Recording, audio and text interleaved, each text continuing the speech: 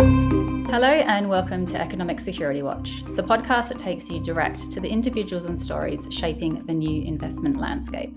I'm Danielle Myles. Before we begin, I want to remind you that in addition to our podcast, we also have a monthly newsletter. Subscribe at FDI Intelligence or see the show notes on this podcast. Our guest in this episode has been studying and writing about economic statecraft and security since long before it started spreading through policy-making circles. Abraham Newman is a political scientist whose books include Underground Empire, How America Weaponized the World Economy. As a professor at the School of Foreign Service and Government Departments at Georgetown University in Washington, D.C., he is working with the next generation to decipher the politics of globalization. All of which makes him an illuminating guest for us at Economic Security Watch. Abe, thank you very much for joining us. Oh, it's great to be here, Danielle. So let's start from the beginning. Many describe the genesis of economic security as China. Obviously, the rise of its state-backed economy, which plays by a different rule book to the Western economies that sort of championed the liberal economic order that many of us grew up in. But you've suggested that another event was the real catalyst, and that is the tragedy that was 9/11.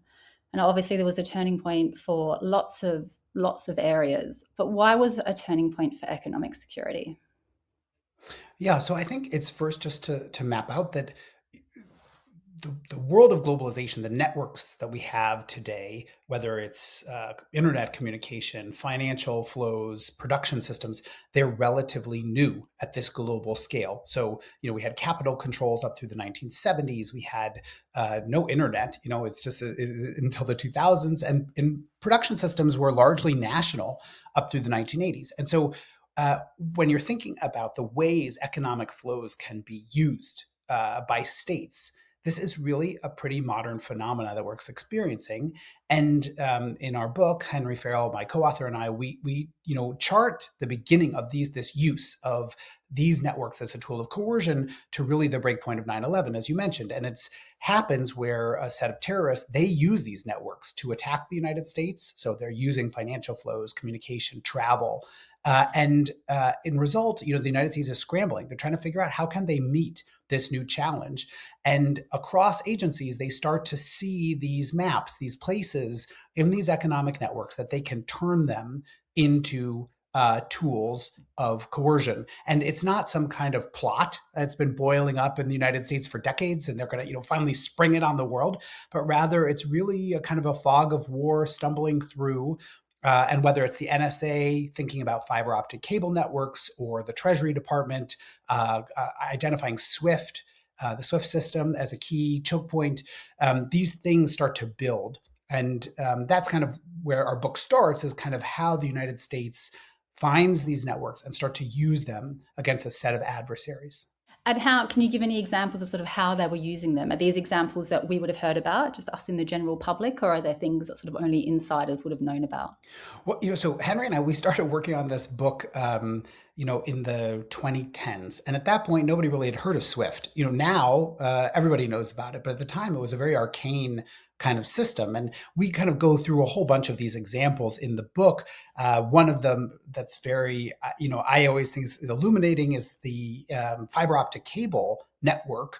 How is that used as this kind of monitoring system? It's because, the construction of them, the way they were laid, put most of the internet traffic that would enter the United States. So if you're communicating in Brazil, for example, between Sao Paulo and Brasilia, you have copper wire. And so it's easier to use your connection to Miami through a fiber optic cable. And because information is moving on fiber optic cables at the speed of light, it's instantaneous.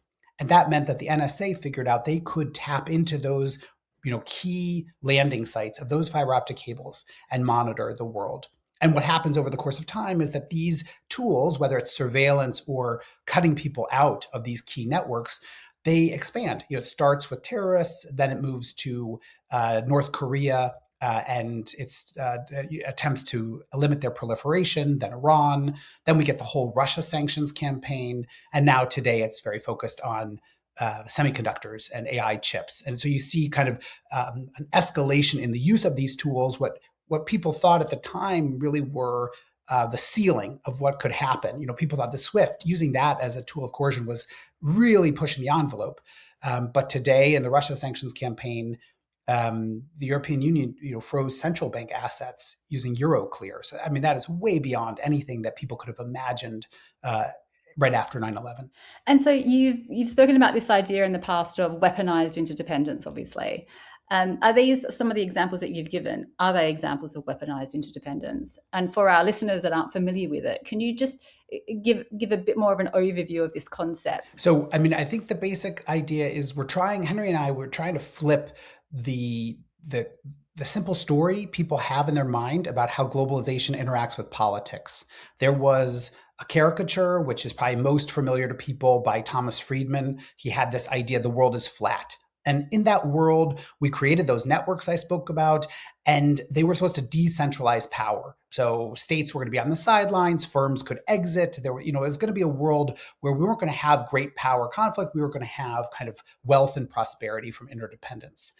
And the core of it was the flatness, that the decentralizing power. But if you look, if you look at this thing, it is run by the operating system of one of two companies, Google or Apple. It's, if you're in China, maybe Huawei. The chip that makes this happen is TSMC or Samsung. And if you make a global financial transaction, it's through a handful of banks in the world that are participate in what you call the dollar clearing system. So the weaponized interdependence argument is that first, the world is actually hierarchical economically. It's not flat. Most of the core elements of our global economy are centralized, and that states can use that structure, that hierarchy of economic interaction, to do one of two things. They can either use it to monitor people, to surveil their adversaries, like I mentioned with Snowden revelations, or they can use it to cut actors out of that network. So de-SWIFT Iran. And these types of interactions, which started after 9/11, have just been escalating. So if you think about, people often want to associate it with Trump, but even the Biden administration, they used these types of tools on and on and on. The economic network is centralized. States use that then to put pressure on their adversaries. So taking a step back, what's allowed this sort of weaponization to occur is this sort of highly integrated global economy. And I guess the focus on efficiencies, which has created sort of dominant players or dominant locations in certain sectors.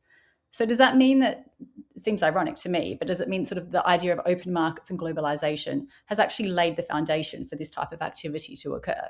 Well, I think definitely, exposing yourself makes you vulnerable. And I think there was a naivete about post 1990 globalization, that there were no risks and that you could just drive efficiency as far as you wanted, and that you would have no vulnerability. We all know that in society, if you think about your relationships, you expose yourself to people, they can hurt you, but it's worth it because you get so much out of it. But you have to be prepared for those risks. And unfortunately, I think the world was not prepared. And part of that was that there was really no systemic rivalry. There wasn't great power conflict after 1990. Before 1990, you had the US and the Soviet Union. They were completely independent from each other. So it was very difficult to use these channels of weaponized interdependence against each other. Then in 1990, you had total interdependence, but no rivalry. And now we're moving into this world where actors have different preferences. The United States, China, the European Union are increasingly diverging, but they're incredibly interdependent. And that's why I think it's creating so many problems for business, for leaders, is that they don't fully understand this world they've entered, and they just keep wanting to be in the last version. So many of us think about economic coercion and we associate it with non-Western economies. And you've sort of alluded to this already, but obviously China with rare earth export controls, Russia interrupting gas supplies to the EU during the beginning of the Ukraine war, but even thinking back to the 1970s and the OPEC oil embargo. And we think about this idea of the US engaging in this behavior as being quite a recent phenomenon, certainly perhaps starting under Trump 1. But you're saying this isn't the case. You're saying that the US has been engaging in this not just during the Biden era, but even before then. This is something that the US has been doing for quite a while. Yeah. So first of all, I would never say that China is like absolved of these types of actions. Of course, China engages in economic coercion all the time. And it's partially because its politics is directly linked with its markets. So it's always thinking about how can it use its markets to advance its interests. And that is, it's willing to do that in a coercive and aggressive way. And just take Australia, South Korea, Japan. There's endless examples of this. What China up until very recently has done is what I would call very traditional types of economic coercion. It's basically rooted in market access. It's saying, if you don't do what we want, we won't buy your stuff. Or if you don't do what we want, we're gonna, put tariffs or protection on those issues. That is very different from the type of what Henry and I call weaponized interdependence, where there's an economic network and your firms, or you have the ability to condition the access to those firms at a global scale. So China doesn't really have that many global companies that are integrated in these networks. And that is because of their state-based economy. People are often a little bit reluctant to make themselves completely dependent on these global networks if they were to be run by China, because they're so tightly linked to the government. Think about like the digital yuan. The digital yuan is the Chinese state. And so that's very different than the SWIFT system, which is run by a private company. So I think it's important just at the outside to say there is a difference. What the United States has really done in the last several decades, and this, as I said, George Bush, Obama, Trump 1, Biden, they have increasingly used these tools. And I think it's not been some kind of plot or plan. It was very much new wicked problems emerged: nonproliferation, sovereign encroachment, terrorism, and they were looking for ways that they could solve these problems. Unfortunately, and maybe we could talk about this more, I think this has led to a learning process by other countries. And this is where China most recently is doing something very different, where they are emulating these tactics. And the clearest example is in the rare earth metals domain. And if you compare what China did in 2010 to Japan, that was a very traditional version of economic coercion. We're not going to sell you these things. What they've done is they've now modeled US systems, export controls, entity lists, ways to extraterritorialize their coercion, so that it's not just about the Chinese market, it's about any product that uses Chinese intellectual property, basically. And so they're putting those systems on these entity lists and saying, okay, let's say Japan, you created a refining mine in Malaysia, but you're using Chinese intellectual property, we're going to be able to control that. And that's where you see now this, what Henry and I have called the proliferation of weaponized interdependence. Let's talk about Europe for a bit. There is a big push for digital sovereignty, which is essentially a proxy for saying we want to cut our reliance on US big tech. And obviously the fear is kill switches, surveillance, and also the idea of US companies having to abide by an at times unpredictable US government. There is a bit of a debate about the extent to which this is just paranoia and the extent to which these are genuine risks which corporates and governments need to think about mitigating. Where do you fall within that spectrum? Well, it's clearly a real risk. I mean, I think it is absurd not to think that it's a real risk. The Snowden revelations made very clear decades ago that these systems can be a tool of surveillance. We know that China does the same thing. We're using the Huawei systems as an effort to also think about surveillance. There's, I think the idea that communication systems are not a channel of power is something that really can only be explained by 1990s naivete. There's no doubt that these systems raise and create flags. If you think about the trusted vendor conversation around Huawei in Europe, or this is a set of important conversations. I don't think there's an easy answer. The problem is primarily that it's expensive. That's why these countries stopped having PTTs, because there seemed to be a cheaper answer. But that cheaper answer, once again, comes with vulnerability, like I mentioned earlier.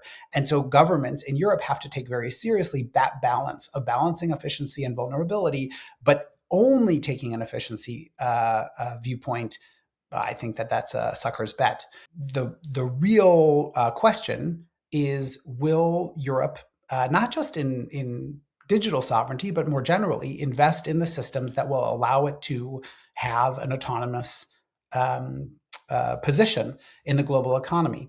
And right now, I'm quite skeptical. There's this conversations of digital sovereignty or military spending and these different, but it's still quite small compared to the what would be necessary. Are you skeptical because there isn't enough capital going in, or because you don't think there is the political will to find ways to get the capital? I think there's not the political will. I think it's, if you think about the COVID moment, if you think about the sovereign debt crisis, there's clearly moments where Europe can mobilize tremendous resources. Europe is one of the richest places in the world. If any country or region would be able to fix this and meet this challenge, it should be Europe. I mean, think about a country like Indonesia that's trying to deal with these same issues. It's in a very weak position.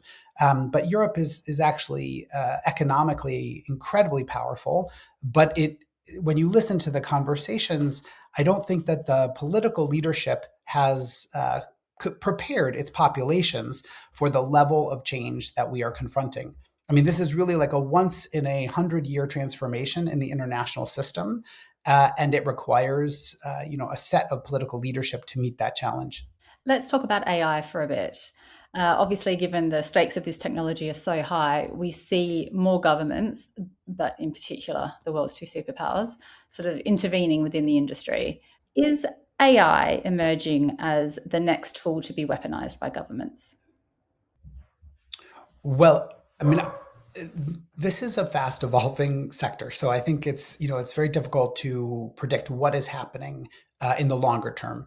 But we already see the United States, as you mentioned in the case of Anthropic, using tools that were developed primarily for foreign adversaries. So the kind of export control threats that were placed on Anthropic are very similar to what was placed on Huawei.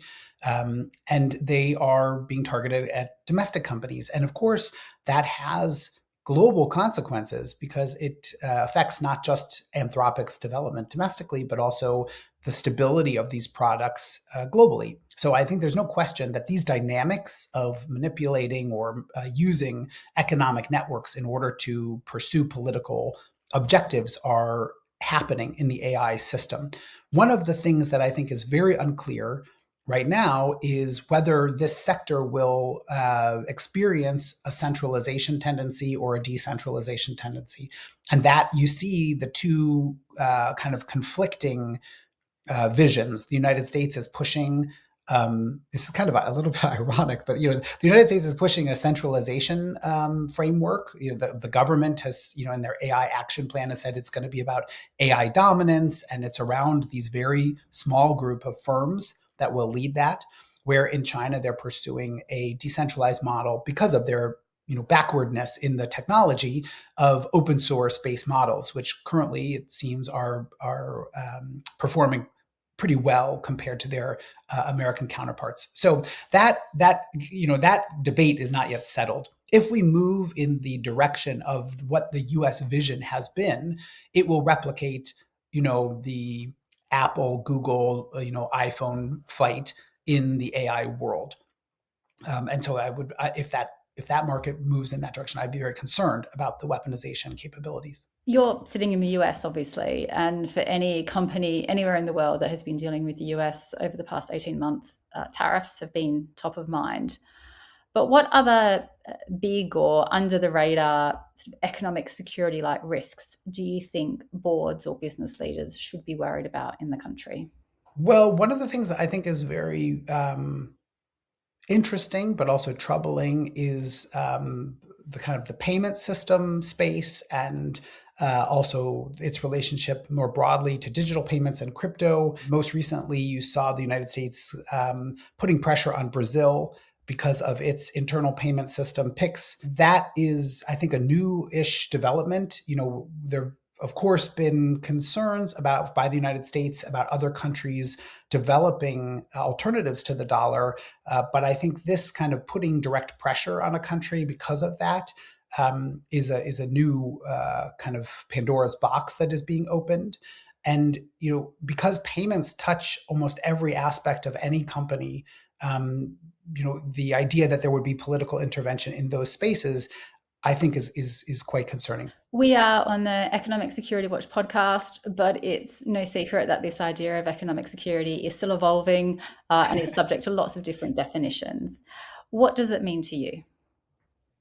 Sure. Well, that I think is a great question. And one of the things we've talked about, a lot of stuff, a lot of it I would call economic statecraft. So let me just, economic security is the ability of companies and countries to protect themselves from either shocks that are random in the global economy or intentional efforts at influence. And that is, when you think about the economic security network that I proposed, or those are often elements to generate resilience for your society and autonomy when there are either these just random shocks like COVID or intentional attempts to influence you, like let's say Chinese pressure about whether Lithuania can have a Taiwan office. Economic statecraft is when a government attempts to use economic relationships to send that type of influence, to coerce others. And so a lot of times states will talk about economic security, but they're really talking about, can they use these tools to get what they want? And that I think is very different than, can a company protect itself or can a country protect itself from the external shocks that are coming at them. Abe, thank you very much for joining us. It was a great conversation. Thanks again, Danielle. And thank you to everyone for listening in and watching. Economic Security Watch is a podcast by FDI Intelligence.